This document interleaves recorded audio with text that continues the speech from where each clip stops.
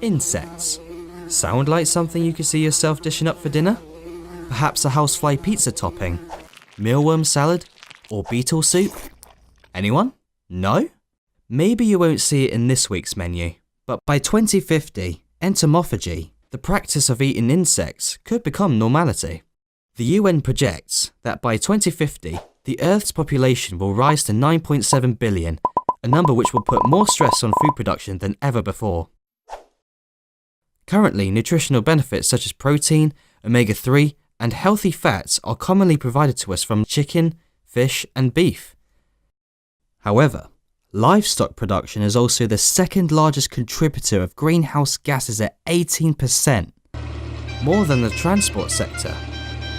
As a result of the rising population, any increase in production will only further lead to an increase in environmental degradation and global warming.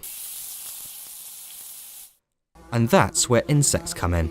Not only are they faster to produce and less energy and resource intensive, but often they are more nutritious than common providers. Take crickets for example. In a 200-calorie serving, crickets have more protein than beef, chicken, and existing livestock alternatives like tofu. The trend continues across various species. Mealworms contain more omega-3 than salmon. Adult houseflies have more vitamin B2 than milk and beef, the vitamin used to convert carbohydrates into glucose. So why are insects not a more common part of our diets?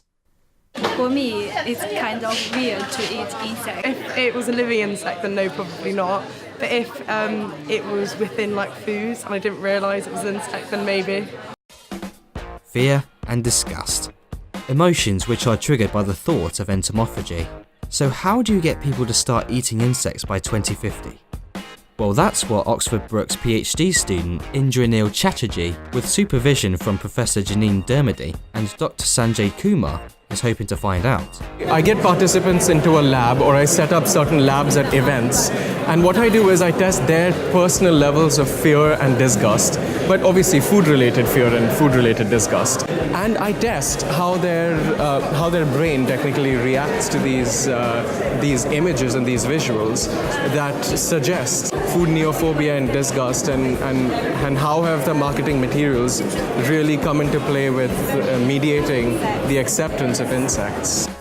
Lots and lots of interest, different kinds of reactions. So yes, the horror, particularly in relation to something like this. So your sort of June beetle. But then if we take it to something like mealworms, these are the things actually, a lot of people feed their birds these. So this has had a lot less resistance. And we've come to this Venture Fest hot on the heels of being at the Oxford Science Festival, where we had actually a completely different audience. So we had a lot of parents, a lot of children, and actually struggling to keep the children's hands off all of our samples because they just had no fear of them at all, so they eat them.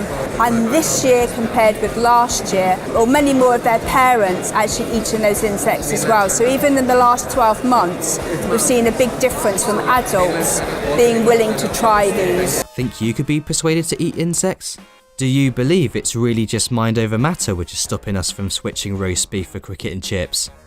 Let us know your thoughts in the comments section down below.